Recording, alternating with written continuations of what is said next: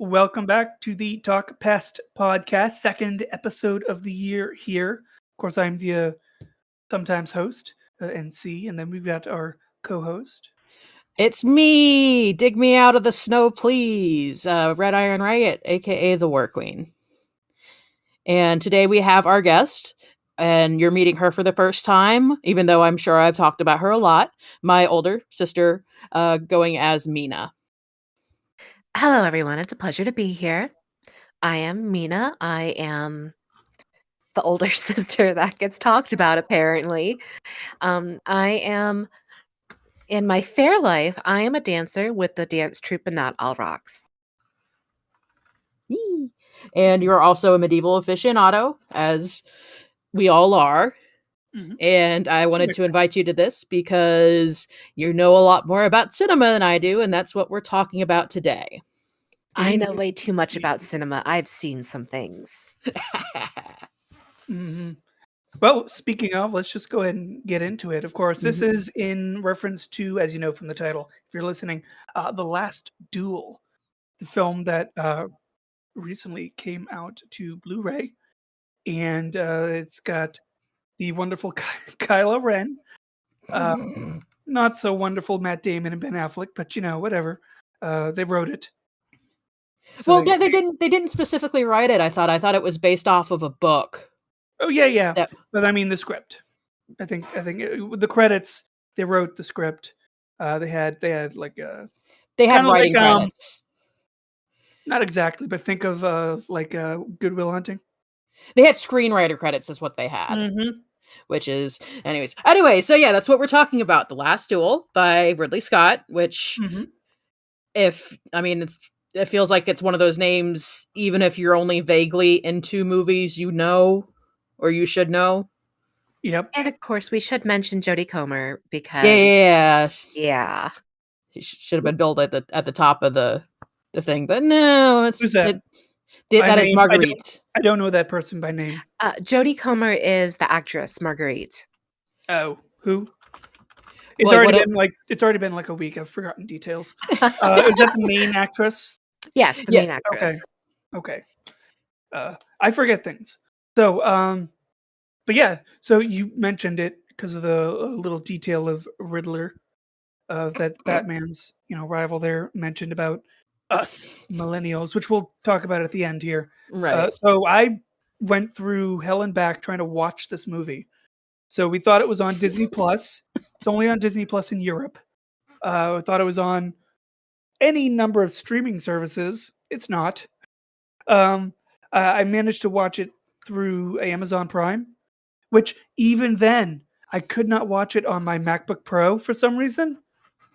So I'm very lucky I have a PC. Nobody wanted to watch. Somebody didn't want you watching this movie. Yeah, no. Same thing happened with the last episode, not the most recent, but the first episode of Boba Fett. I tried to watch that and it turned off. So good. I am so fangirling over it right now. The second episode I thought was better. The first one, it was good for a Star Wars fan, but it was kind of. All right, nerds. All right. But anywho, down, nerds, down. Yeah. Let's get into the concept of The Last Duel, because I've got this is like the first time as I was watching a movie preparing for the podcast episode, I wrote things down for details that I've started researching. I'm not going to get too deep in them because I don't take my word for it if I don't have a source. But it starts. Well, let's before we start, let's talk about because a little bit of what The Last Duel actually is based off of, and we'll do it short because I think like every article I've seen about it goes into this. Yeah. And so The Last Duel is based on a famous French duel between I'm going to pronounce his name wrong. Jean de Carouge and Jacques Legris. Yeah.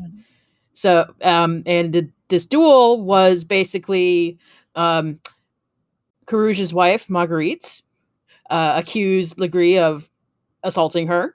Mm-hmm. And in order to get justice, he had to go to the king and challenge Legris to a judicial duel. Yeah. And contrary to the title, this was not actually the last duel in France during the medieval period. The last duel was between two other men on a matter of honor, and that was about, I need my honor back so I can go fight in the war. Right, and I mean, duels still happen today. Right, but the thing was, really sensational. Yeah, the thing was is that this entire duel, it was like reading the history of it. It's like this turned into a carnival for Paris. So it's one of the. It feels like it's one of those things. Like, I guess in American history, it would be like kind of like a Woodstock vibe. It's like you can point to this and be like, this is a cultural touchstone for something. Mm-hmm. But it just a short and sweet, because this is one of those, not because Americans don't really know about it. Every article about it has, this is what this is about. Yeah, and then of course a real put the trigger warning in. Yeah, we'll do that right now. I'll do that right now. Obviously, spoiler alert, right, with the episode. But obviously, the movie itself, the synopsis, does deal very heavily in terms of sexual assault. Mm-hmm. So that will be talked about in reference of historical context as well as modern. But obviously, both are different. So there's a bit of a trigger warning in that regard, considering the topic. Thank you. Okay, so The Last Duel, it is a dour, depressingly relevant film about the subject matter in a medieval sword flick for the Me Too era, I guess would be the glib sentence I would use to describe it. And it's just, I really can't put it into words without going into a lengthier discussion.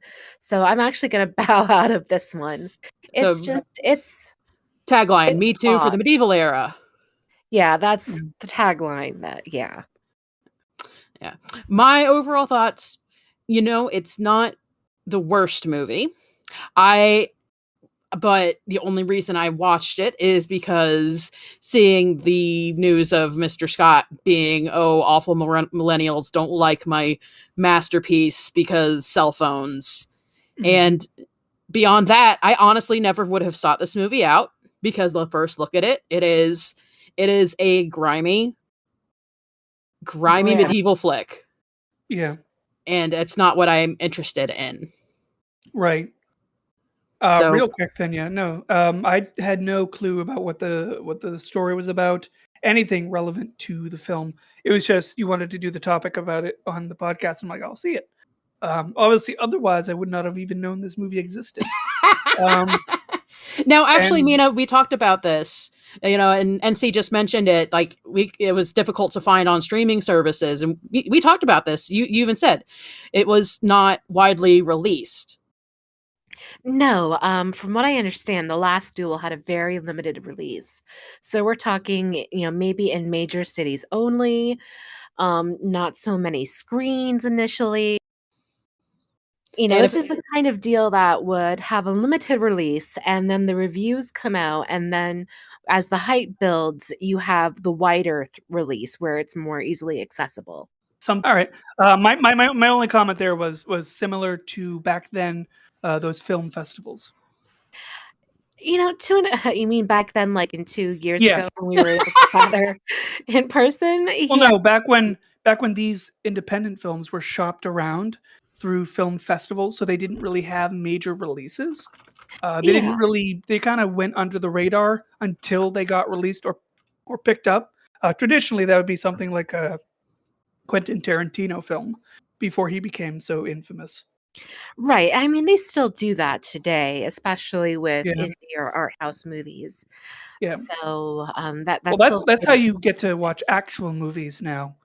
Now, things in theaters are, very, very tight tights and CGI. Yeah, I honestly, like, watching this movie, I thought this would be something that you'd find at like little indie film cinemas, like Burns Court. I don't know if I agree with that, because I mean, it's Ridley Scott. He's not a art house director. No. Well, so Ridley Scott isn't, but just the overall vibe of the movie, that feels like something you would see on a smaller, more, screen, especially Now the that I way the say movie it, actually is done. Yeah. Because it's done very, very differently than your usual story. Except for, it's a, unusual Ridley story until you get to the battle scene. Yeah. Yeah. So let's get into it. So there's a variety of different time frames used. I think we have the actual duel aspect and thus the start of the movie in It actually opens with the duel, with the entrance to the duel, which and I'm gonna ask because I bet I'm betting money. What was the first thing you noticed about that scene? them now I gotta remember, is it with them getting The dressed? helmets. No, the helmets. Oh, Those awful helmets. yeah. That was the first thing I noticed. Oof. And So, there's already been a couple YouTubers who have done videos about those helmets, and as I told Mina while we were watching it, because she watched it with me as I watched it, this is basically, we paid money for these A-list actors. You're gonna see their faces. No matter, you're gonna see their faces. yeah, we had that reference during the night, the one with Heath Ledger. But yeah, it starts in the duel itself happens in 1386 France, which is the 14th century. I believe the actual story starts 5 years before. The story, as in what the actual history between Carouge and Legree. Well, once the little intro sequence, I think it goes like 6 or 5 years back, and that's when an extended flashback sequence. Yeah, 3 different points of view. Mm-hmm. I wrote that down, 1386 France, and then it just a bunch of time jumps. But and then of course it's not a linear story. It's not told in a linear fashion. It's also you have to take it like the Joker, the movie Joker, which is that the narrator cannot be trusted. So you don't really know what's going on until the ending. Yeah. Ugh. Yeah. Ugh. But yeah, so that was one thing that it was kind of fun to see these changes between viewpoints of what happened. Mm-hmm. Like it was kind of funny when you start noticing these little things that are happening in from Carouge's viewpoint, then Legree's viewpoint, and then Marguerite's, and it's just it was kind of fun to see those little details of differences. I also have to admit that I sort of cheated because I was able to direct her, attention to certain details that would vary in the film, in the different retellings from the points of view, because I had seen it before. So this was not new to me when I watched it with her. Yeah, you mentioned one of the first things to notice in the intro sequence, because I did write everything that I kind of was like, wait a minute, down. This is what I wrote down specifically at the start of the film, because once we get to Truth According to, then you obviously know we're getting into Le Crouge. But I wrote down, obviously, the time frame, 1386 France. One of the first things I noticed was I wrote down Matt Damon mullet. I'm pretty sure they did not have mullets in the 14th century. You're not wrong. But it felt like a sincere attempt to do a kind of period hairstyle. I mentioned that we talked about this during when we saw Carouge's wedding, and it's like, man, I love that they always give the monks that proper tonsure haircut. It's like mentioning again, it's like I appreciate seeing. It's like here, it's like one of those details that you don't see in a lot of modern medieval films, is that that the hair was a big thing still. And it's like you have to understand, or you have to appreciate it when they don't make it Hollywood pretty. Yeah. Mullet. And then of course, going down that little, it's very brief. Obviously, no head covering. But actually, I'm thinking, because you said it, I'm like, oh, I think that's actually, there's women in the audience. Specifically, Marguerite does not have any head covering. And that is completely inaccurate.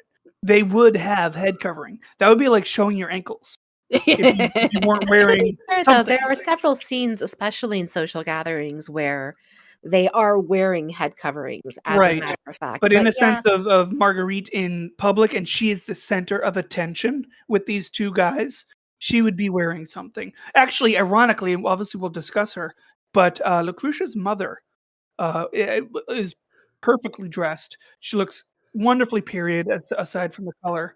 And she actually is the best example of what you would see back then, in terms yeah, of especially with how women high wearing- she was willing to pluck her forehead. Like, damn. Yeah. I didn't- And then the last two things I wrote for the intro sequence was duel during winter, which was not really. well, you no, wouldn't, you be wouldn't have a duel at winter, because Well, especially to- one like this where you're having like a festival. Usually they would do that in the summer. usually, but there were circumstances around the duel that it kept getting pushed back. I think Yeah.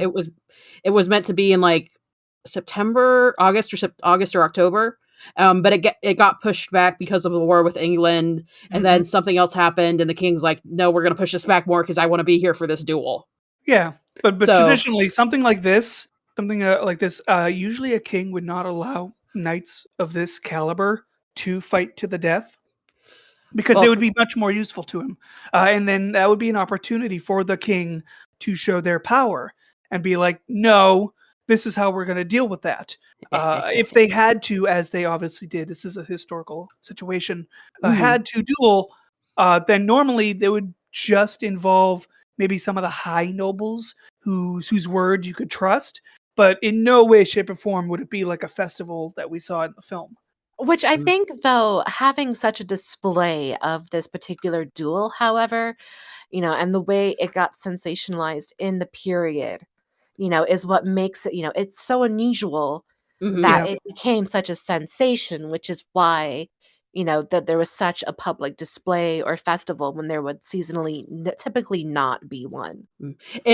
In fairness, Carouge was the only knight. Legree was only knighted so that they could fight on "quote unquote" equal standing. Yeah, he was a He was a squire up until that point, which actually is a thing. Men would be squires up into a fair amount of adulthood, because knights are expensive, yo. Yeah. It wasn't like a graduation system where No. like school, where you go through some years. You're this, you're a page, you're a squire, you're a knight, you're a turtle. No, you like it's like employment, right? You had to Right. wait until your employer could "quote unquote" afford it. Or you "quote unquote" like really earned it. Yeah. Which I actually really like that. It's like, because it's like, it's always knights, and I love knights, but this was a definite fact of life that sometimes men were squires well into adulthood. And Last thing I wrote, just real quick. Last thing I wrote, we won't get into it though, was duel in the rounds. Normally a duel would be just like right there, but that kind of goes into what we already talked about, and that's what I wrote for the entrance or the intro. But moving on. No, it's. I will say this, and this is something we talk about a lot. I liked the armor. Besides the helmet, the rest of the armor was actually pretty solid. You had the plate on the limbs. You had the I forget the word. Shoot, why am I forgetting the word? Similar. Lamellar. I know it is. Describe the word. Not lamellar, like it is the brigandine. Brigandine. The brigandine. Why do I forget that? I love brigandines. Yeah, it happens. What was that? What was that, Mina? I said like magic. I'm just so good. Yeah. Anyways, so that's the opening scene. We see them preparing to actually duel, and then it cuts to the story according to Carouge, which we get to see Carouge's life up to, with his original friendship with Legree, his marriage to Marguerite, and his I would say feuding with Count Pierre d'Alcon. And I pronounced that wrong. Yeah. All right, the Count. The Count Pierre, which, like, I am sorry to Ben Affleck. What was just the vibes? Just his look. I was just, every time I saw him on screen, I'm like, man, why is this guy just, he looks so out of place. I don't know. Yeah. He's got one of those modern Ben Affleck-y faces. It's just the way, you know, I'm not a fan of Ben Affleck. I think he's a piece of trash. But he's just so out of place in this movie. Both his acting, his everybody's dialect. The way he looked, it just didn't work. And honestly, they could. I mean, I don't care if Ben Affleck and Matt Damon had some sort of production involvement in this film. They should have gotten other people. Yeah. I mean, to be fair, playing the devil's advocate, I guess. You know, Ben Affleck played a very Ben Affleck-y role. You know, this effectless, you know, pseudo alpha male who's really just a sad degenerate. I mean, oh boy, that's a Ben Affleck type that you're casting for.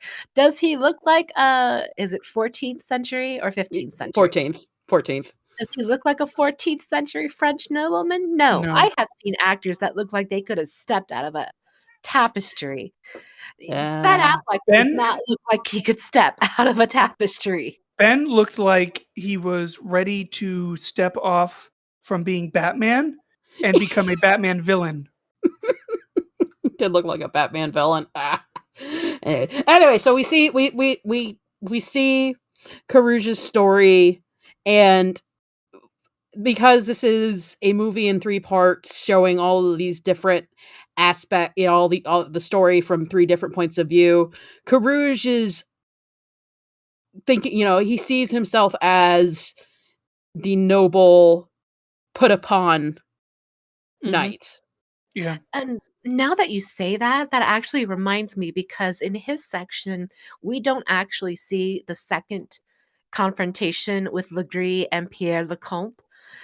He just, you know, says what, and she goes, "What did you say?" And he just gives her because he's ashamed of what he said, that he screwed up. So it intentionally cut that from himself. He didn't say anything, which is why we didn't see that encounter play out from his point of view. Interesting things to note, though, from his section, specifically that I wrote down is we have the Battle of Limoges, and his swearing fealty, which was kind of weird. Didn't seem particularly right. Well, not for the character of the story. I mean, the way they did it. It didn't. It kind of came off very sort of Hollywoody. And I was okay with that scene just because it kind of painted it as this is just how things go. You know, this is just the way life is. You're at a point where you swear your fealty to your local lord, and then it's off. You know, it's off to work. Can we appreciate the little scoot that Pierre made them do? Yeah.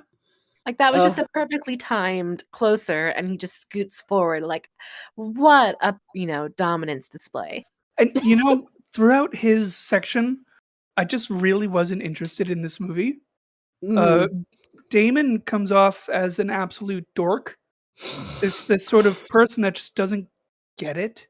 Like, he's just kind of living in his own world, and his own world is like a Lego block. Not saying Lego blocks are bad. I was actually thinking of the elementary blocks. Where he's just a total square, right? And just kind of ruins everything around him because he just doesn't get it. But it was boring. Like, it just kind of like not real. I didn't care, right? I was interested slightly in the historical references, like the Battle of Limoges, their concept of fealty.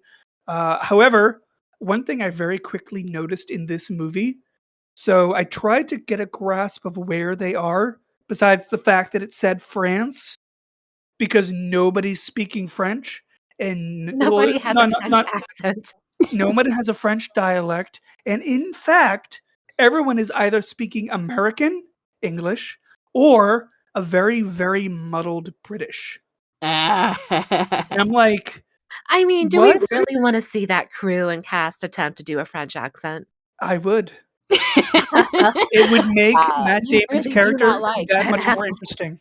If he was the most square person, but he was trying to do a French dialect, that would be more interesting. Okay.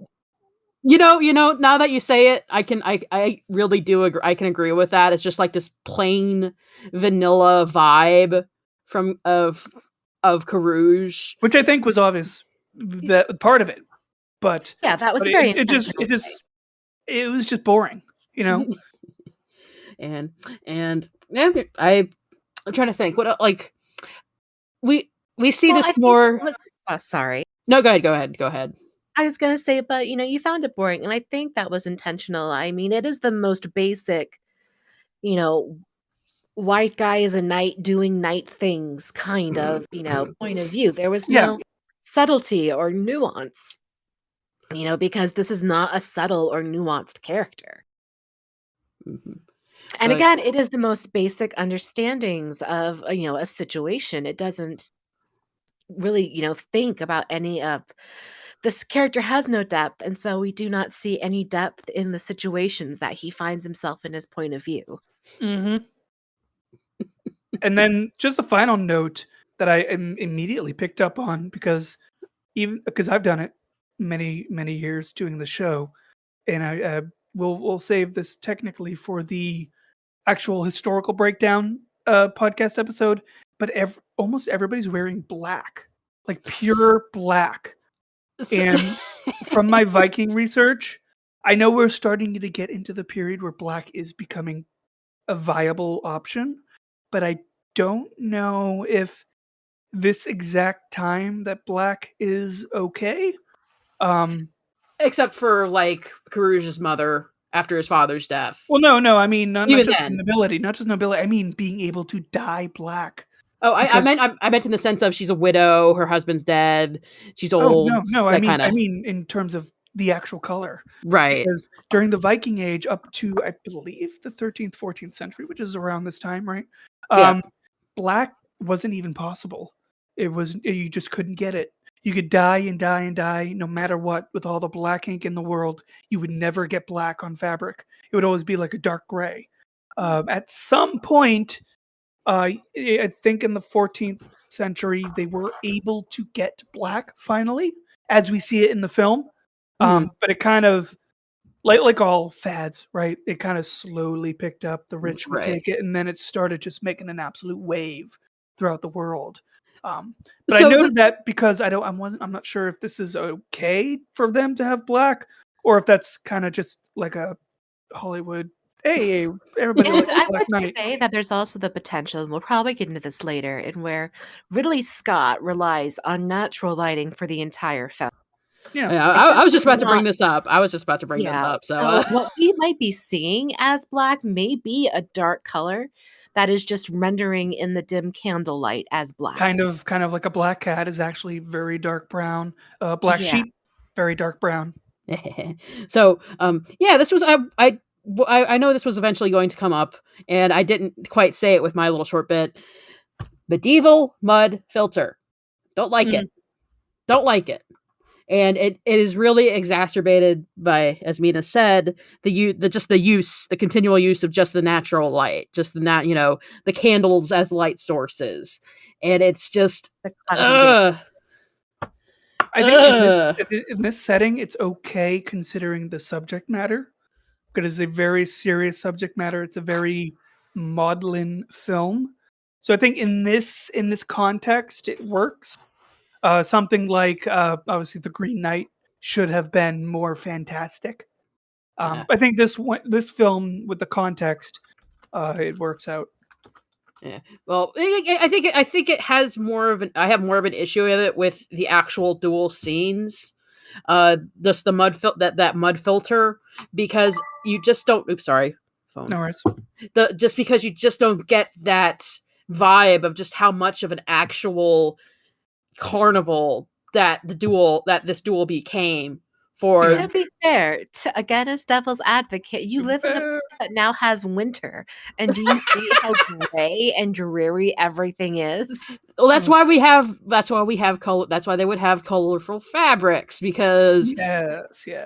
this gray dreariness sucks. Let's get some color out here.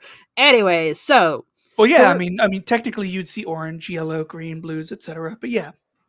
So, Carouge's section ends with Marguerite telling him what happened, and he's loving and supportive, and he's going to get justice for her. In a way. I mean, obviously, the context in a historical setting, not today, right? This is the little trigger warning we mentioned. Obviously, his reaction at first, back then, I mean, they just kind of weren't socially up with it. So he kind of was on her. Well, I was going to say, again, remember, this is Carouge thinking, this is how I reacted to it. This is how I react. And, we will see how he actually reacted to it in Marguerite's section. Yeah. But I mean, even in his, it was very very stern, almost at first blaming her, which kind of back then is messed up, but that's kind of what they did. Yeah. I mean, you see that in some cultures still today too. That is kind of what it still is, yeah. Obviously, we'll get into later on her end, because it delves into a much better aspect of it, of a horrible thing on her end. Mm-hmm. But from a male perspective, back then, not today, unless you're a gross chauvinist, back then it felt like women were just treated like property. I mean, they were traded and all that stuff, even though obviously women are people. Women are human. They have emotions.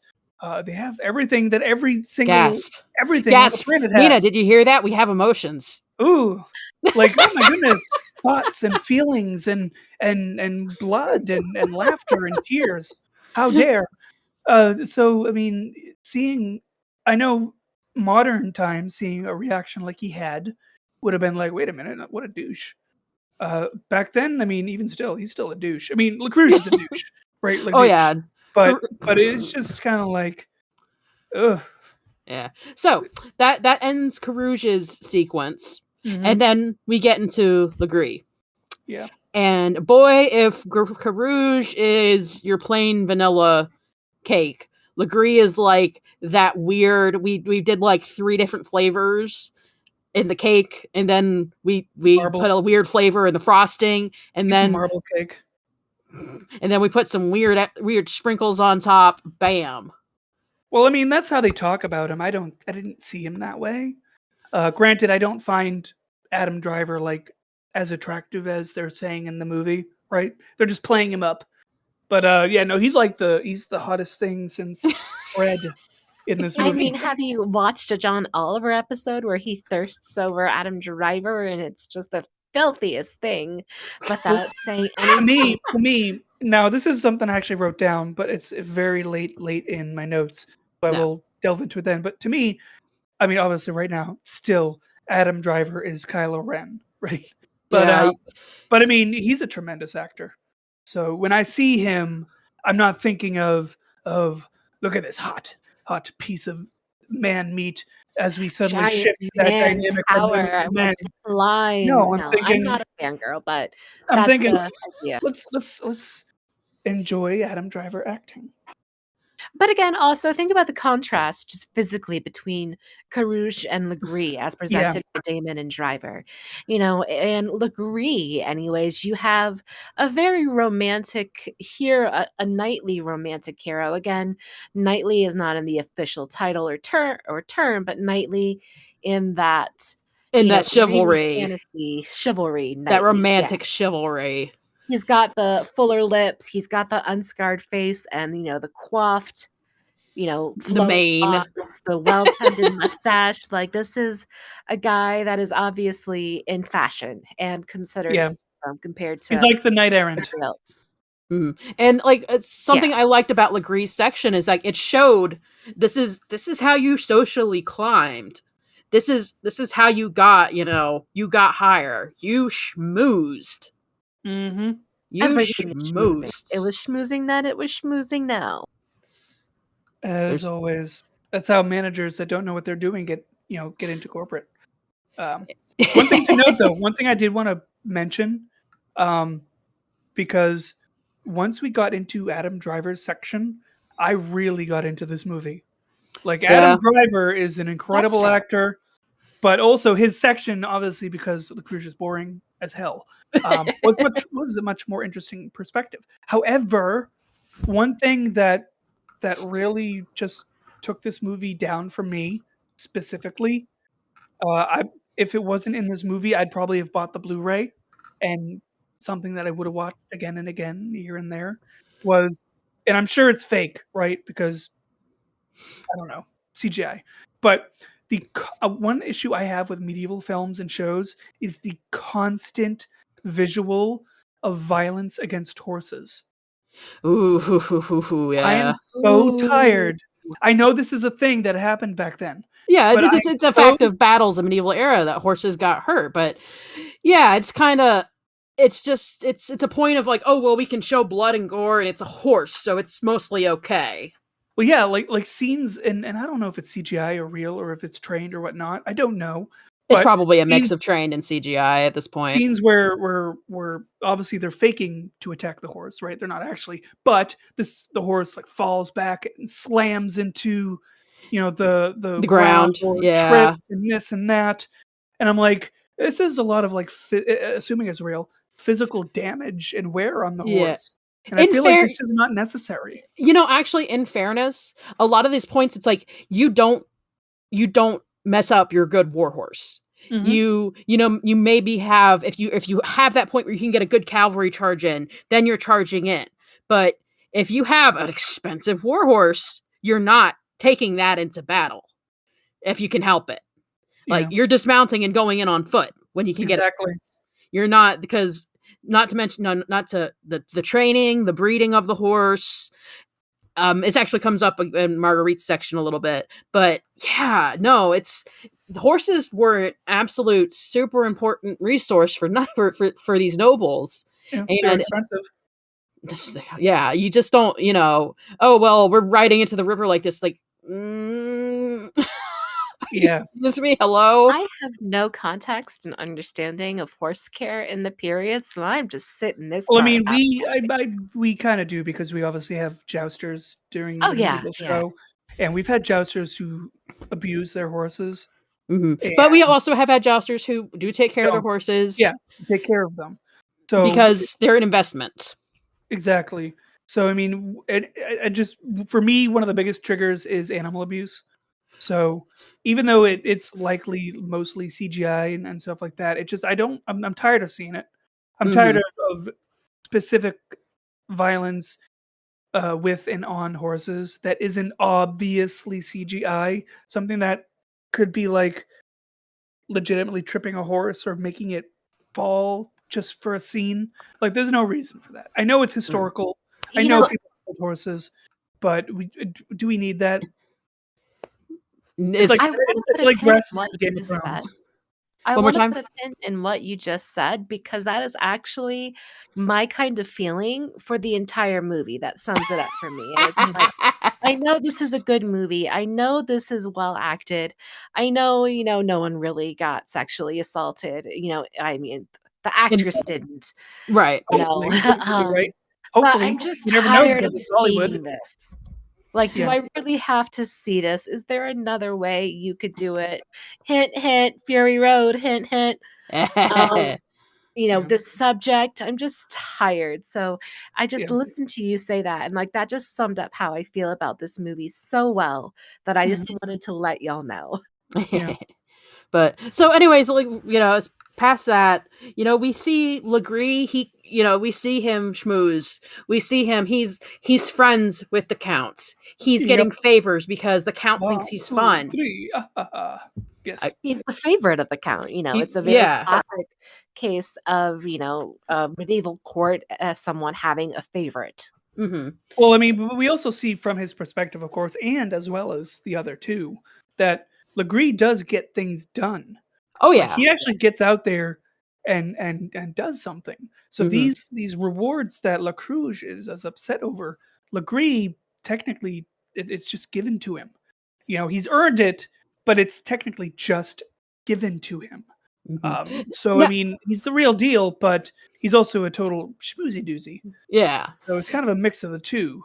So I do want to say, like, one thing I did like, and it shows up in Marguerite's part, but this kind of mirrors that. While women would usually run the household of your regular landed knight or urban knight, Yep. because he's a count and because he has so much more, of course he'd have, multiple accountants doing his work, doing his numbers for him. And the way in that scene where he is talking, where Pierre is conversing with Legree about his accounts and like, why are you doing this right now? Yeah. Let's go do something else. Where he's like, he throws the abacus out of the way. It's like that's a very, maybe he doesn't do that. He can't do the numbers himself because it's not something he needed to know. This didn't need to be in his wheelhouse of, rulership. Right. So I mean, back then everyone had a job. Nobles had specific things that they were expected of them, and they had people that did everything else for them. mhm. Well, I mean, to be So- fair, they also mentioned in the conversations between Legree and Marguerite that Jacques de Carouge does not read. And the Mhm. implication is, Right. when you see him make his mark on a contract, is It's an that he X. may well be, yeah, it is an X. He is illiterate. So, though he is a nobleman, a squire, and, then a knight who has this family and wealth, he doesn't need to know how to read. So he doesn't. Mhm. Mhm. Funny Yeah. thing, because obviously we get into some really interesting like contractual stuff from this to obviously medieval lawsuit, right? Right. That always made me think of uh, back in like the Viking Age when they would just put notches on a stick, and that was your contract. That Yeah. was how you know someone paid rent. You gotta love the middleman. Mm-hmm. So in Legree's section, we start seeing more of this divide between how Carouge and Legree used to be friends and how they grew apart. And as we mentioned earlier, we have this scene of Carouge returning from the failed expedition in Scotland against the Yes, which English. wasn't that the 1380 Battle of Normandy? Was it? No, it wasn't. It was. I think it was. Yes, because I wrote that down. I don't know if they mentioned it, but I did have to research it. I'm pretty sure So- Normandy flashes across the because screen they at one point. mentioned Normandy, so and Scotland. So I'm like, wait a minute, what is this? What is this? Oh, and Yeah, okay. 13th Battle of Normandy. Okay, so that's the different battle. No, it is. The thing is, It is the when battle. he gets denied the captaincy, and then he goes away, and when he comes back, he has another confrontation with Right. them as a knight. Yes. Right. So that's when he comes back, that's confrontation of the night. That is 1384, 1385, Mhm. when they went to go fight to raid the English lands with the Scots, and that scene right there. I'm glad, I like that. I actually really did like that scene because while Carouge is just being an absolute chungus to Legree about his title and his status, he's being an absolute chode about it, but he's right to do that because he's a knight now. He is, you gotta respect that. If for our listeners, we're talking specifically about the confrontation between Legree and Carouge about Legree addressing Carouge as Sir Jean because he has attained this title, and it is a necessary thing for him to use this title now that he's attained it. That is something if Lecrouge wanted, he could have killed him for. I mean, technically, yes, but probably not the best idea in a room full of people. Not in the setting, not in the context of the location. Yeah. But I mean, if you did not pay deference and you were as disrespectful, or it came off as disrespectful as Lecrouge saw Legree, he could have had his head. Mm-hmm. But it feels like the way the story we see between the two, if he had been able to at that moment, he would have. But again, Legree is the schmoozer who knows how to play nice for his liege lord. Carouge is a brick. And as I mentioned before, again, we very pointedly do not see these confrontations from Carouge's point of view in his segment. It cuts from these. We see the before and the after, which is because I believe the implication is that he knows he was being. He knows he messed up. He knows he messed up. I Even though think he one of might the have been things that this technically correct. film, I think one of the things this film does to help you along with the concept that these are narrations is remember the initial battle in the beginning, the Battle of Limage, from La Cruz. We see that same exact scene with Legree, but it's a completely different narration. But everything else after with Legree, aside from meeting at his wedding or so, everything else aside from maybe a scene or two is literally completely different and a complete 360. So I think that's kind of like the only telltale sign that these are narratives. Oh yeah, for sure. And of course we do have a sort of gradual unspooling from this initial tale to, the truth. And it's literally called The Truth, but we'll get into that when we finish talking about Legree. Yeah. So as Legree's portion continues on, we start seeing more of Marguerite. And we see the meet at this I don't think it was a christening. It was like, hey, we had a kid. He's healthy. Heck yes. Celebration of birth. I mean, it could have been a christening. It's a birthday. But so we see them meet, and this is I think that point was actually the first time that Legree met Marguerite historically as well. And it's again,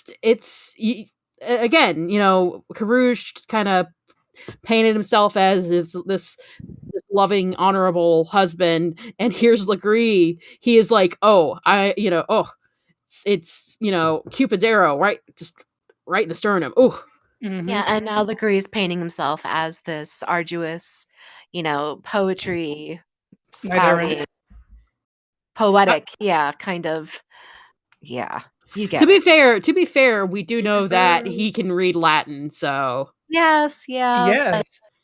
Okay, so the description I'm looking for is this dashing, poetic sort of a knight errant. I think you mentioned earlier, sort of attitude he's adopting. Yeah.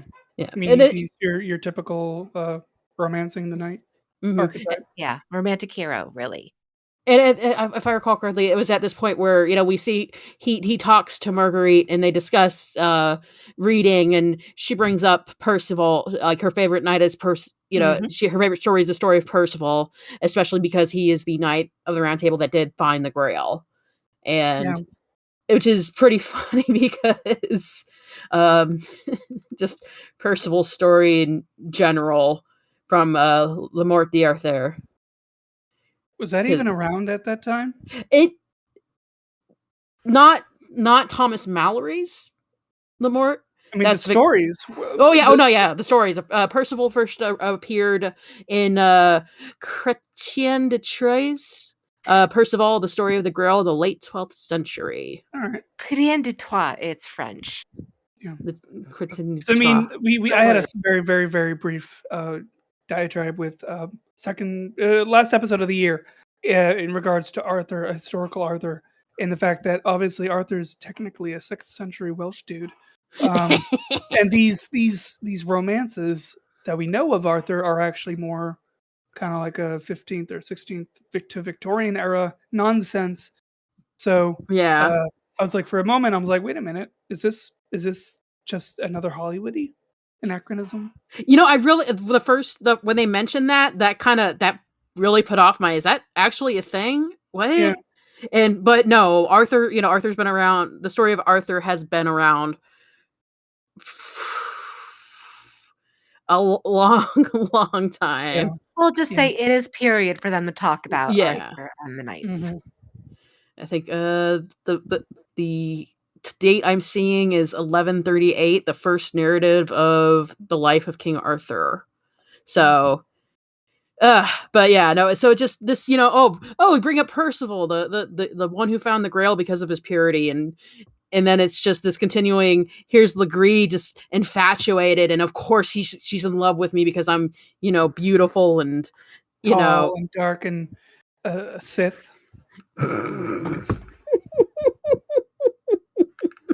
and then we have when Legree shows up at the keep at the estate. Mm-hmm. And that whole, man, that was rough to watch. Even knowing that it's him painting it as, we're actually just two coy lovers going at this. It's definitely. And what's interesting is we watched it with the captions on because you have to do that nowadays because one, sound mixing is a lost art in films, and two, I'm old. Even the captions between the two scenes of sexual assault, where one was gasping or one was moaning, the other at the same point in time was crying. And To give you screaming. an idea. And Yeah. oh boy, easy. It was, and even the way, he comes off at the end of it and he leaves and it's just, we're just, we're. Did you notice that he forgot his glove? I did not notice that. He forgot his freaking glove. I don't know if this was brought up as proof to LaCrouge in the first third of the film, but You mean when he dropped his glove? when we get to Legree, he left his glove in the bedroom. So I thought that was the evidence that Marguerite had that he was there. She historically had no evidence except her word. Yeah. Which is basically nothing in the medieval I figured period. that was him just making a formal dual statement by dropping the gloves. So. Well, no, we're talking that would the have been scene. Fascinating if that was true. No, we're talking about the scene of the assault where he leaves. Apparently, I didn't even notice it. That's what I meant. That we see Carouge drop a glove in the beginning of during the first trial scene. Well, that's the trial. We're talking about. Well, no. That actually might be relevant. That glove that he drops might actually be Legree's. No. That's a fascinating idea, but I think it was just related to making a statement about it being a formal duel. Yeah, that glove scene, that is a formal duel thing. You said you caught Legree left his glove in the bedroom after the assault. That's not there was no evidence that Marguerite had except her own word about which is weird. The assault. So did we just notice like one of those weird consistency issues style pothole that one of those consistencies, but whatever. I mean, I'm not gonna lie, if that had actually been a thing historically, that would have been wild. Or even just in the film, because I mean he very obviously left one glove like Michael Jackson. It's gonna leave this. But back on topic, back to what the screen says and not our fan theories. So after this scene, it turns to Marguerite's story, if I recall correctly. It's not quite the end because we do see Legree's opinion of this trial as it's developing up to the point of the duel. We see him give confession for the sin of adultery. Right. We see him talk to the lawyers and his options. And then we get to Marguerite's story, of course, framed as the truth. Mm-hmm. Although I do want to take note before we do get into hers, because I wrote this down. I think this is from the party or the castle grounds of LaCrouge, but I know you can't have historical dogs because we've mutated dogs to the point of no return to this point. But I noticed every dog in this film has a modern collar. Really? No. That was really weird because they had modern dog collars and tags and loop rings, and I'm like, what? Could you just take the collar off? Well, I'm okay with having a dog that obviously is a modern dog because we don't have 1300s dogs. But why is this dog wearing a PetSmart collar in a 14th century film? I don't want to rewatch this movie. Please don't give me a reason to rewatch this movie. All right. So this brings up a point that we didn't actually touch on during the bit, but the reason one of the things about this duel is the fact that it's actually very well recorded because of Legree's lawyer, who we see in this sequence when after he converses with Pierre about the accusations, and then we see his lawyer a bit, but because of this lawyer, that's the reason that they have just so much about this duel and what they, Mhm. which is Yes. really, it's that's honestly really heckin' cool. Mhm. At least I think so. There are a few other things that I wrote down before Marguerite's, because I actually have I wrote down the truth. Why?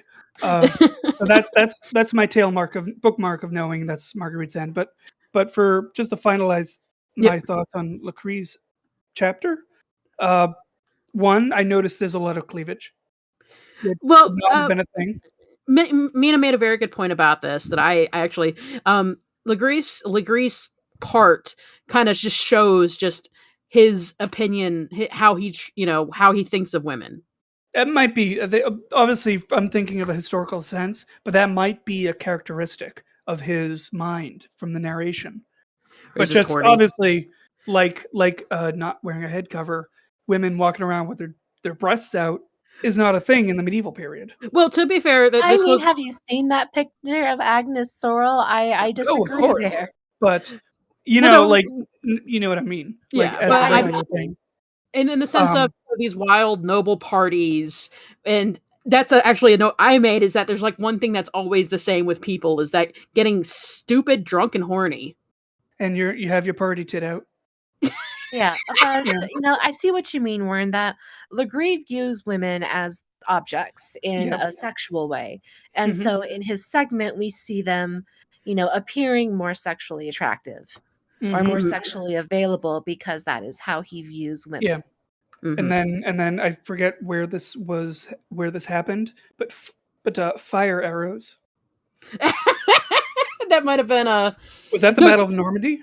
that was the Scottish battle in the woods where it's the fire Yeah. arrows, and it's Oh, just like it's like not a thing. No one was. I'm sure. I mean, I'm sure it happened. not in a But not in a skirmish of that yeah, of that setting. sure. Fire Let's arrows are for sieges. You light our nerd. arrow on fire, which is immediately going to go out as soon as we shoot it. Like Fire arrows the are for fire sieges, arrow, not people. and even then, even still, like they're it's a whole thing. It's a whole digress. But Yeah. fire arrows, not a thing. King Charles VI. So I obviously did some research on King Charles Oh because boy. he's King Charles, right? The way he's portrayed is a little interesting in this movie because obviously he was Charles the Beloved, I believe, at first, and At then he first. like became mad. So obviously he Right. developed a mental There's illness. actually a very good episode of a podcast called Noble Blood, which is about, various stories about nobility. And they have an episode about Charles VI and an incident involving men dressed up essentially as like green men, Mhm. in sticks and whatever, and him accidentally setting people on fire. Whew. Oh yeah. So I mean, he's more of an afterthought in the movie, right? He's just there for historical purpose. He's But there because he's the king, and we need yeah, to have a king. because he would have set up the duel. But I don't know if because of the timeline, like he became mad much later than this duel. So I don't know if they're kind of hinting at it because of the fame of that incident or what. But I don't know. I don't know how I would have portrayed him. I probably would have portrayed him straight, as in cognitive, since he's not really Just a, kind of a a weird factor of the guy. movie. Just a weird dude. Just a But weird dude. yeah. I noted that Adam Driver is incredible. His acting talent is the only thing that saved this movie for me. Obviously, there are other issues like the horses and the Yeah. press and stuff that just, to me, I won't buy this movie. Yeah. But if it wasn't so overt in terms of the animal abuse and the overt sexuality, which I understand is a narration, I probably would have owned this movie simply because of Adam Driver. Like, despite my dislike of Matt Damon and the piece of trash Ben Affleck. Yeah. And then That's life. this is a major problem in pretty much everything medieval, with exception apparently of the new Northman trailer. Dark, Oh my god. unpainted castle walls. If you notice in all of these medieval films and shows, like The Last Kingdom specifically, everything is dark and dreary, and as you mentioned, mud filtered, right? Right. When technically They castle those walls were painted and they the were bright insides. Yeah, and they were lit. And they were covered with tapestries. Yep. Exactly. It would have been because that's how they see, right? They would have, especially a noble setting, would have lots of lights and it would be bright and warm, right? It would be warm coloration like you see in the Northman trailer. Instead, it's all candlelit and dark, and Dracula lives here. Well, and again, that is, I think, a very much a directorial choice because of who Ridley Scott is and him wanting to work with just natural lighting. Like, no, Well, I if that think was the in case, I feel like this is just a stupid Hollywood thing. I feel if Ridley Mud Scott filter. allowed Mud someone filter. it allowed someone to do the actual research, he would have been like, no, this would have been much better lit. But who I knows? Who mean, knows? it's a director thing. I mean, Ridley And Scott is Ridley Scott. ultimately, right? I mean, that's why Steven Spielberg didn't do dinosaurs; he did monitor lizards. We're But not going. anywho, We're not going down that rabbit hole. We don't have the time no. for that. But anywho, now going on to Marguerite's point of So view. I really would have loved this movie a lot more if it had just been Marguerite's story, without having to see the perspectives of Legree and Carouge, because Marguerite's story was actually really, I thought, like, that this portion was the best portion of the movie for me. It had the more interesting dynamic. Adam had the more interesting character, but she had the more interesting story. Mm-hmm. And it wasn't just her story about her assaults. It's also part of the story of her life, her, her being betrothed, and, her father negotiating for her bride price, and, her role in the household, doing the finances, and all these little details that come together to be like, yeah, this is, if it had just been Marguerite's story, just about Marguerite and how she saw this. Yeah. I would have liked this movie a whole lot more. I kind of had Marjorie Tyrell vibes. I could see that. Sure. Yeah, sure. I mean, again, George R. Martin's, especially the House Tyrell and, the Reachlanders themselves are very much rooted in ideas of chivalry and, knightly conduct, or at least Western and European ideas of chivalry and knightly conduct. So the Tyrells are a direct lift of, medieval France and England to an extent. And not just that, of just like Arthurian romance. Yeah. Yeah. But I also like this bit because not just about Marguerite, is that we did, even she wasn't at a big point in this, but Carouge's mother, like, yeah, this is not her story, but the scene where, after the assault and she's talking, it's like, why do you got to bring this on my family's name? That I liked. That scene was just like, ooh, that was a good oof for me. Well, and keep in mind that these two women and that life in a castle, I mean, it doesn't have such a strict divide as we might see in East Asian medieval cultures, the ideas of the harem or the women's quarters. But still, in Western Europe, this is the women's world and women's section, okay? So Yeah. Marguerite and her mother in law, especially in the context of living together, are going to be very intimately involved in the day to day business of each other's lives just because they are separate from the world of men. So I'm sorry, I know that jumped ahead there a little bit in the story, but we see Marguerite, her betrothal, the wedding, the wifely duties that need to be done. I could have gone without that, but that's just me. And then, again, we see these parts where, where in Legree's section, she, I'm so head over heels and infatuated with this woman, and I know she thinks the same about me, and it's just the funniest thing. Just, she's just like, yeah, you're handsome, but we've heard the stories, we've heard about your sexy parties. And of course, Carouge, has this in his section where he's eloquent and talkative, and in Marguerite's section he just kind of grunts until he's angry enough. He's basically just a just a little like troll or something. That eats just some weird lummox. He's a potato. He's an anachronistic potato. Mullet potato. So this is again. We talked about the horses a little bit, and we see this again. Horses were big business for nobles because war horses were very important. As much as I don't think it really added. That scene didn't really add anything. I don't think, besides just showcasing how much of a chud Carouge is in this story.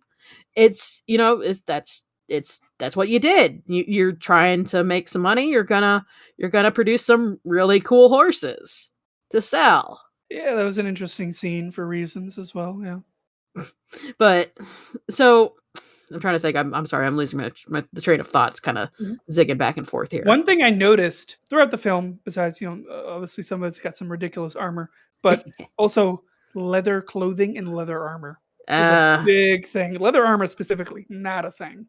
So just noting that. We'll never escape that. You know that. Yeah. It's never that's a fashion thing. So in Marguerite's story, we see her life up to the assault, and as we mentioned earlier, just the entire different, even with the captions of how it's portrayed and what happens. I really didn't have to see that scene twice. I mean, in the context of what they're trying to do with the movie, yes, they're going to show the scene twice, but this is back to my overall impression of the film. It's like, which I've mentioned before in talking about, what was your name again? NC's opinion about the horse abuse. I've seen it. I get it. It's well done, but I don't need to see it again. But we're here talking about the movie, so we got to talk about it. Yeah.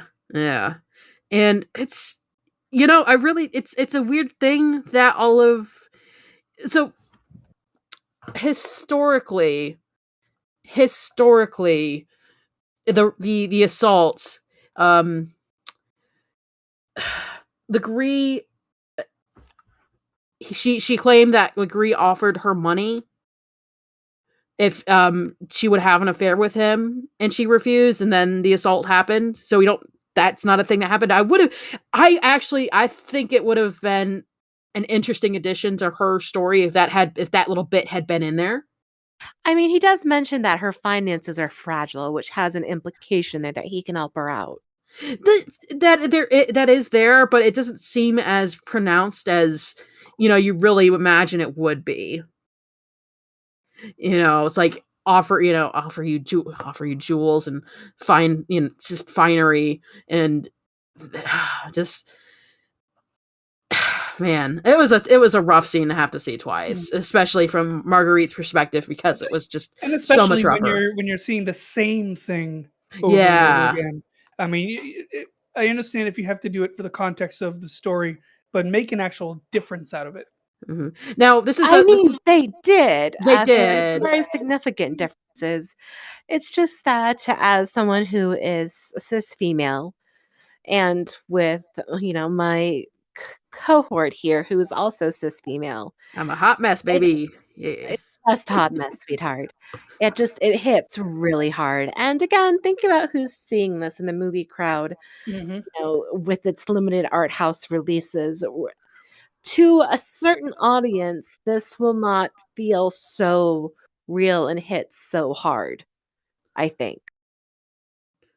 Which is why I feel it needs to be made so jarring and the point repeated, because how these two people experience this event, it's the crux of the entire film. I mean, Now, I don't know if you noticed this, NC. Did you notice the shoes? Because Mina pointed this out to me when we were watching. Yeah. Honestly, that was, besides everything, that little detail was just the biggest, this is how different it really was. For those that between. don't know what we're talking about, there is a section in Legree's film, or in Legree's section, in the lead up to the sexual assault, where she intentionally stops and steps out of her slippers. However, in Marguerite's section, we see her, she does not stop, in fact. She literally runs out of her shoes trying to evade Legree. So we have an event that Legree has taken which had no meaning or significance, and he saw it as her intentionally stepping out of her shoes in a manner, akin to undressing. Mm-hmm. Oof. And that out of everything that that really was the biggest. Boy, this is how messed up this was for me. Yeah. Just the juxtaposition of those two scenes, of how different those two scenes show as. Now, after the assault, we get into the actual. It doesn't seem like it kind of goes from being mostly on Marguerite to just how everything comes together for the duel. Yeah. You have the lawyers, you have the trial, you have the scenes of these old men in the court in the courtroom, grilling Marguerite about her bed duties, and Mm-hmm. it's just. It feels like that kind of takes away from her story a little bit. And I don't know. I don't. It's hard to really. They didn't say it was her side. They just said it was the truth. That is true. You are. But and keep in mind in that scene too, the power or agency she has is taken away from her because she is literally the subject of an interrogation. So Mm-hmm. if you felt powerless or that her power was taken from her in that moment, again, I think that's a very intentional direction. Mm-hmm. And then, that actually kind of brings it up again. We get to see Carouge's side of it. We get to see Legree's side of it. And then there is the truth, yes, but it's not Marguerite's truth. It's just the truth. And I was thinking about that a little bit and be like, yeah. Because this theme kind of keeps on repeating itself, even though this story is really about Marguerite's assault. This story, about how that all played out. It's still, the screenwriters are dudes. The dudes who get the top billing on the poster. And are the main actors. Yeah. So it's, and I think more importantly than the actors in the top billing is that the director is this 80-something, 90-something-year-old Englishman. He's a boomer. Yeah. So, Yeah. I don't know if I went that far.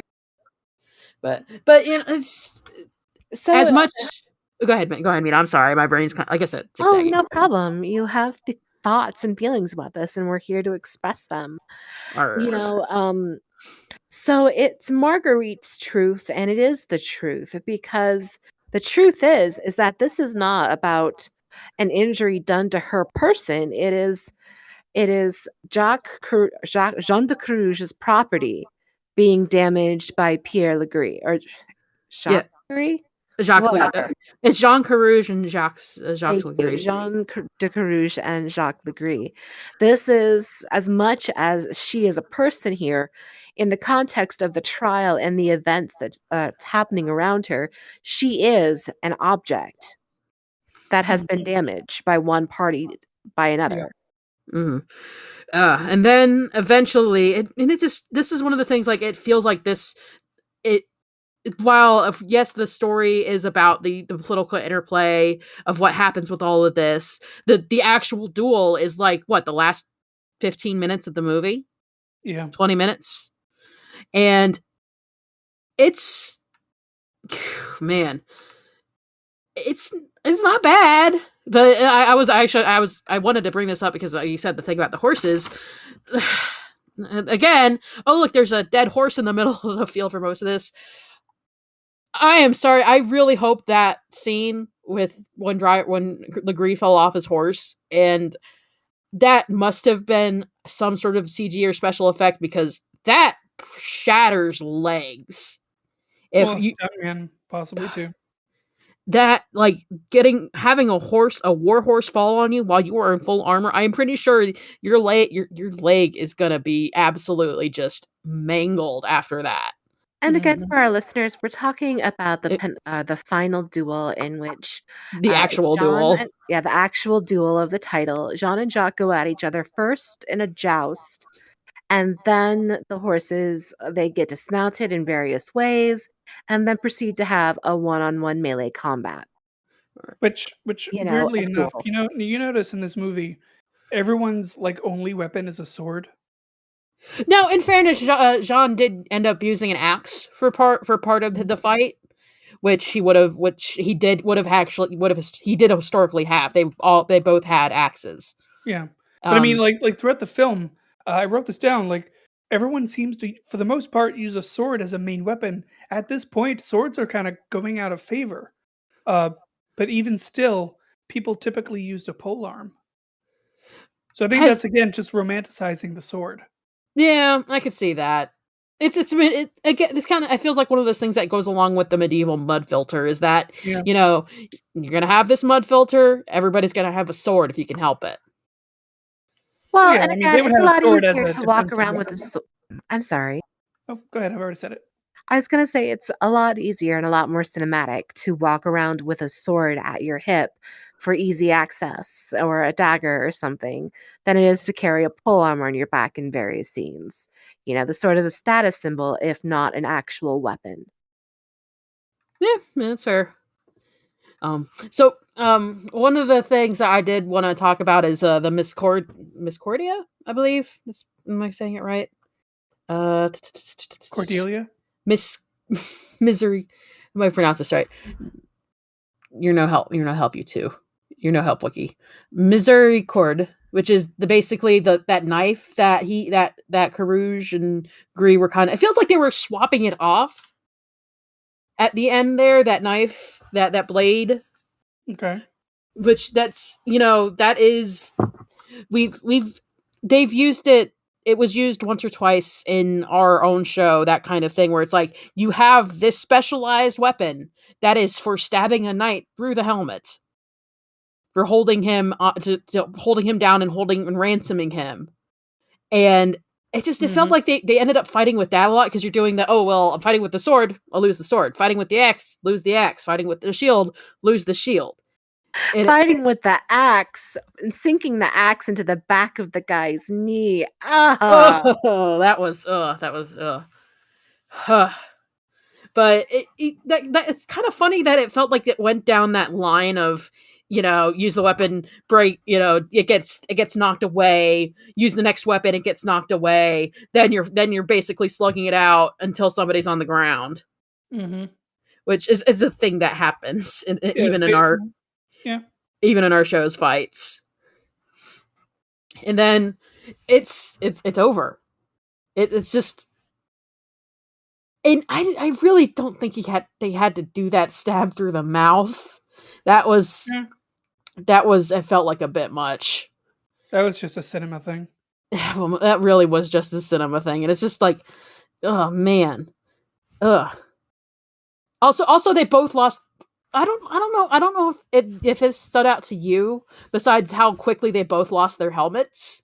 Did the coif, the chainmail coif, seem just like really weird to you, or is that's just me? Because watching them, I kept getting distracted by how the coifs seems to keep kind of going all over the place. Mm-hmm. Which means it's probably not a real one. The material. Like, I don't know for sure. I don't know for sure. This is something I really should have looked up. I'm pretty sure the coif would have gone underneath the armor, because you don't want that edge being grabbable or loose. Yeah, it's like when I fought Tina with the mask.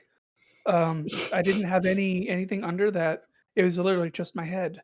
So I mean, we played it as a character thing, but it would constantly be moving and whatnot. I mean, you don't want a piece of armor or equipment in general that can just, one, be grabbed, or two, that's going to cause any kind of issue in a life or death situation that you need to be fiddling with your equipment.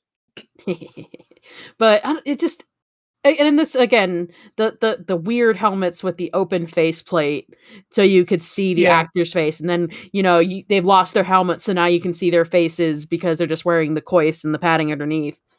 And it just struck me as a little weird decision. And then it's over. The Kree is dead. And we have this weird still this muted walk off to the in process Notre Dame. And it was nice seeing the Notre Dame in construction. That was pretty cool. I did like that in the background, even with the gray and the but it seemed so much like, I guess that's part of the directorial decision. It just was so muted. Like, it seemed so muted. And I feel like I think it would have been a little more fun if the cuts of that had been, instead of, here is, Carouge and all of his glory in the fight. I think it would have been more just like effective. Is like, we are seeing, here we are seeing Marguerite, kind of dealing with this aftermath, and we see the edge of Carouge being, this victorious god, he deemed by God to be the rightful claim, in the right, and then it's over. I mean, again, to play devil's advocate, if we are still in Marguerite's POV, aka the truth, then, her reaction to this would not be seeing, Jean de Carouge in this state of, magnificent glory, because this is the man who very callously, played with her life, in the process of these accusations of this trial of sexual assault. Not only that, but I think we glossed over this when, and I'm not sure if this was in Marguerite's section, but when she tells him, oh yeah, I don't know, we did to her, he does the same thing to her. Yeah, I mean, again, look at this particular scene between his point of view and her point of view. In her point of view, he's, like, yes, I believe you, and he gives her a hug to comfort her, and then it cuts, and then it's the end, and then it's, onward to the trial. And then, of course, we don't see him do anything like that in Marguerite's point of view. Yeah. Oh no, he is. Oh, that also. And again, it is about an act done to him through her, rather than an act done to her, in his mind. Right. Context, yeah. Oh man, I just, I'm probably gonna forget these bits because they're just so rough, and it's not something I want to keep in my head. But oh boy, Yeah. And so that's the movie. And one quick final thing, and it's literally the last seconds of the film where we get that close up of Marguerite. There's a car that drives right behind her. Oh my goodness. Very obvious. Almost half the screen size. A vehicle on the tree line just drives right past her. Oh, gotta wow. love. Yes, pretty much that to me sums up the movie. Married, they had 2 more children after this one, and that's it. Mm-hmm. And it's not a bad movie, but it's not a movie I would have sought out. Sought out to watch myself, because it's just like all that I saw of it, and it's like, sorry, plow noises outside. Mm-hmm. I didn't feel like I wanted to watch something like that. And the way things are currently, it's not. Yeah. And then, like I said, it's not a movie I would have even known existed, unless maybe somewhere down the line I looked up Adam Driver's, filmography. Right. But then, then the point of why I wanted to see this would be like, okay, well, we'll see. It's the, sorry, plow noises outside. It's this whole, the director saying, well, this is this is one, a blockbuster film, and these dang millennials didn't want to see it just because they're too busy on their cell phones. And it's like, boy, it is not because I am busy on my cell phone. It is because I see the promotional material, the little promotional material there was for this film, and it's just, it's grimy. It's violent. This is not the medieval I want to see. I am all about that, Robin Hood Men in Tights vibe, not, well, here's more tragedy porn for you. Well, let's be honest. This movie came out in 2021, and this is not. I mean, it's not to say that we should have nothing but uplifting media to consume during a really terrible year for pretty much the entire world. Um, but again, speaking as, and I'm going to use a trigger warning for the various terms for sexual assault. As someone going through things, as a woman, I just don't want to watch a movie about how complicated rape is. Okay, yes, we know. Okay, we've been living through, we've been living as, women or people who are vulnerable to sexual assault. I don't want to cast any, generalizations here. And having it so much in the present discourse because of this almost, I don't want to say epidemic because that sounds like I'm really exaggerating, but where we are still continuing and highlighting cases of sexual assault that it's exhausting. So this movie, as well made as it is exhausting, and I just don't need to see it. It's interesting from a historical perspective, yes, and it is timely for its subject matter and what's going on in the world today, especially in terms of how we think about sexual assault. And, the historicity is not bad in this film for, us medieval files. But yeah, no, it's just, it's just not something I would have taken time out of my day otherwise to watch. And no, it's if it had been any other subject matter, I would have enjoyed this movie a lot more. The setting's not too bad. The setting wasn't too bad. The actors were okay. Besides it's just not. It's a heaviness I wasn't interested in really looking at and watching. Yeah, and consuming. Yeah. Now, of course, I go into it with two perspectives. Obviously, a little bit same and different from you. Obviously, I had mentioned that the little Cruise part was really boring. Yeah. I had mentioned that I would have bought this movie if not for this is when I wrote it down during Adam Driver's section, not Marguerite's. I would have bought this movie if it wasn't for the animal abuse, right? Mm-hmm. But also there's the sexual abuse issue. Mm-hmm. There's just a lot about that we just don't need. It's just kind of unnecessary.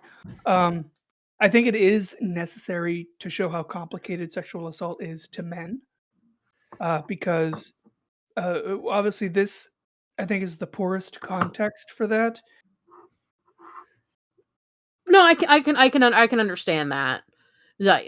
Like you have the issue where, yeah, but like I get it. Where it's like you can even in words like where you have guys that'll be like, well, if it really happened, she would have reported it right away. Why is X actress only reporting this now? But then you see how other men will respond to allegations where it's just putting this in the medieval period where they didn't care and they didn't know anything scientifically about anything, and the fact that even if you were a queen, you were an object. I think that's very poor context. Well, I do think it's important for men to understand the importance and the complexity of that situation. Obviously, as women, you grow up much differently in terms of context of that nature than a guy might, unless the guy experienced it as well. So I think men need that perspective, but this was the poorest sense of putting that in. I mean, I'm not exactly sure if it's the poorest sense of putting it in that context, because a lot of the discourse regarding sexual assault now, it is echoed in the film. We have men, or we have, again, hashtag not all men, okay, guys? Yeah. But we have a group of men who have a fundamental misunderstanding of how a woman's biological system and fertility work how their sexuality works, making these assumptions and asking these ridiculous questions. And, when you read about sexual assault incidents and trials, you have victim blaming. This is victim blaming in both now and then. And I mean, some of it those is just the talking flavor. points in the film are still used today, and that's ridiculous. Yeah, but I think it goes to show you again, using this historical event as context about, and a thing that I do think is kind of essential to decent medieval period movies is that we don't show these people as being simpler or less complicated or maybe statelier, that because they have the Because they veneer of weren't. history and Right. time. People, this sounds philosophical, have fundamentally not changed. Nope. We are still as stupid, horny, and drunk as we always were. Yeah, I think horny, and what drunk as changed, we always were. yeah, the only thing that's changed is culture and knowledge. Right, certain scientific knowledge and culture.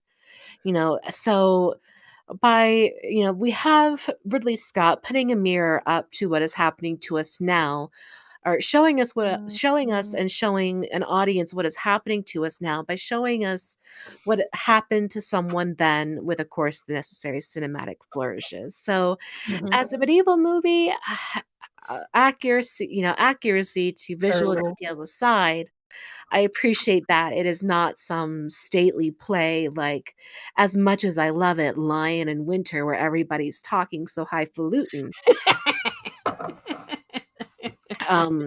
So I appreciate that, and I do appreciate that it is unequivocally very much about giving Margaret a voice. But again, to see another guy, another director, even someone with a name. Also falling completely flat considering the controversy surrounding Ben Affleck. Well, he's a mess. He's a mess. I liked him as Batman, but that man is a mess, and I hope that whatever demons he has, he can make peace with them. But it's like, Ridley. Maybe his career will dwindle into ashes and he could do Affleck commercials. Okay. The duck. Compare this with another 2021 debut of Ridley Scott, which is The House of Gucci. We have Ridley Scott, who's done Kingdom of Heaven. He's done Gladiator. I'm sure I'm missing another historical epic of his, and I apologize if Robin Hood. He did a Robin Hood, literally, and it was not a good Robin Hood. That had very much those medieval mud filter problems and just sucking all the joy and out of it. And it's like, I'm glad that you like your historical epics, but Ridley, are you really the guy to make a movie about rape? Like, just really, I don't, let George Miller do this with, Mad Max Fury Road. Oh man, okay? I would have loved to see He's that. proven that he can do it, but Ridley, stay away. I mean, God bless you for having strong female characters, but just, oh God. I think maybe, do you think that's kind of assault. like, because right now Hollywood is trying desperately to pander to that? Strong female characters, or No, the wokeness? quote unquote wokeness. So everyone's trying to put in their interpretation of that, as opposed to literally just letting it be what it legitimately should be. That's a very complicated discussion. It is definitely not a medieval one, but it's not a medieval discussion, so we'll set that aside for now. But so overall, Mina, as you said, brains. Overall, like you said, Nancy, you said that you would enjoy owning this movie if not for those points that you did. And like as I said, the same points that you guys mentioned, but also the inclusion of the animal abuse. Right. It's not a bad movie. It's it could have, it falls into that, maybe it could have been great. I would love to see Miller do this. I think he probably would have been a lot more interesting. I just don't think Miller would do something like this. When I bring up George Miller, I mean in how he treated sexual assault without having it displayed for the traumatic event that it is. I don't want to see George Miller do this movie. I want him to do something else. But true. And to encapsulate that argument that Ridley had in regards to millennials, you notice now Hollywood, if a movie fails, they blame either millennials or men or this or that. Those darn millennials, they got to be stopped. The Star Wars thing, when Last Jedi failed, oh, it's this and that. Anyway, Last Jedi failed. Did you see how much money it made? Yeah, but then they went on a campaign saying, "Oh, this and that." Like, come on, just grow up. But I think the issue really, obviously, we've got the pandemic, but also I didn't even see any promotion for this movie at all, and I am a medieval person. I mean, where's the algorithm to shove that in my face? Yeah. And I saw nothing. I love Adam Driver. I don't go out and watch all of his movies, but I love that he's trying to be an actual actor, not just this Marvel, Disney garbage. He's trying to be an actual cinematic actor. I love that, and I saw nothing. And then the movie itself starts off incredibly boring and uninteresting and worth turning off. Maybe people are on their phones because Matt Damon as Mullet Joe Dirt of the medieval period really isn't worth watching. Maybe they should have opened with Legree, because that is what got me into the movie. I mean, as much as I understand how Legree could be more compelling, I do think we go from someone who is the less in the know to the most in the know. We go from the most uncomplicated person to the most complicated person, and in turn, the least nuanced narrative to the most nuanced and subtle narrative. So there is it's a very intentional positing, the point of view of John Good to Carouge first, I think is very essential to the way the movie's built. But it's just boring. I mean, how can I call a movie about sexual assault a fun movie? I don't think it would be ever considered a fun movie, even if the topic was not about that. Because it is a very dark and dreary film. It's very maudlin, but I mean, just including the topics at hand, I can appreciate if it was done well. But I feel like it was a bit much, heavy-handed, bit much. Yeah. Great. Anyway, so I think that's that actually went a lot longer than I expected it to. But I don't mind.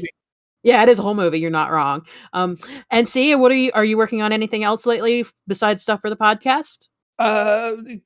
Sure. So I'm going to sew up the Viking pillbox cap that was. I'm excited. I'm excited to see that. The Lean's Discovery site in Lean's, wherever it is.